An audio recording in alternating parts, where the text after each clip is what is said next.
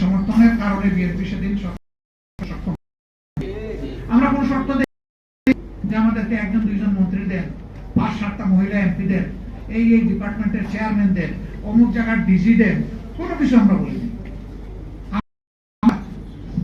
একটা স্বৈরাচারী সরকার বিদায় নিয়েছে, বাংলাদেশটা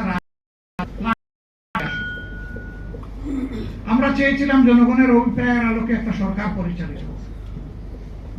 সরকার যখন গঠন হলো 94 সালে, অধ্যাপক গোলাম আজম সাহেব তৎকালীন ভারপ্রাপ্ত আমির জনাব আব্বাস আলী খানের নেতৃত্বে 4 জন তার কনিষ্ঠ দায়িত্বশীলকে পাঠালেন তৎকালীন প্রধানমন্ত্রী, মাননীয় প্রধানমন্ত্রী।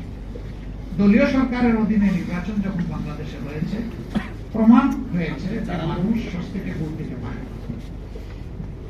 মানুষের ভোটের কোনো প্রয়োজন হয় না, রিজাল্ট আগে থেকেই তৈরি থাকে, শুধু প্রকাশের অপেক্ষায় থাকে। যদি এই ধরনের একটা নন পলিটিক্যাল অরাজনৈতিক সরকারের অধীনে এবারকার নির্বাচন না হতো, আপনি সরকার গঠন করতে পারতেন না।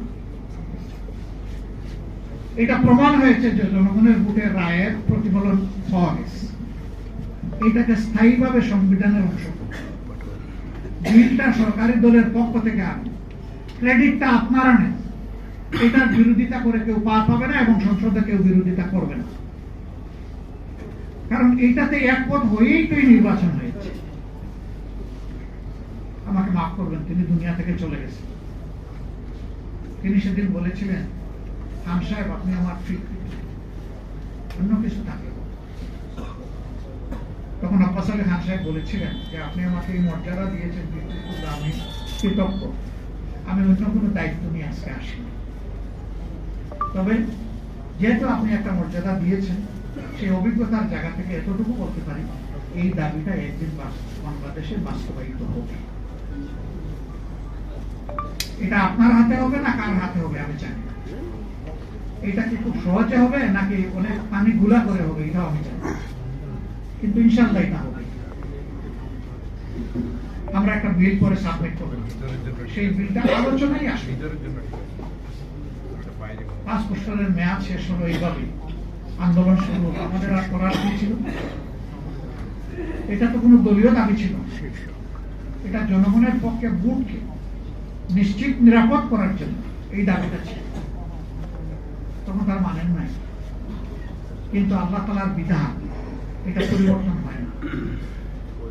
এই মেয়াদ পূর্ণ করে খুবই ছোট্ট মেয়াদের জন্য তারা আরেকটা নির্বাচন দিয়ে, সেই নির্বাচনে মেজর পার্টিগুলো অংশগ্রহণ করে নাই। আপনারা জানেন বিএনপি করেছিল, তাদের সাথে একটা দলকে তারা বিশেষ করে দিয়েছে।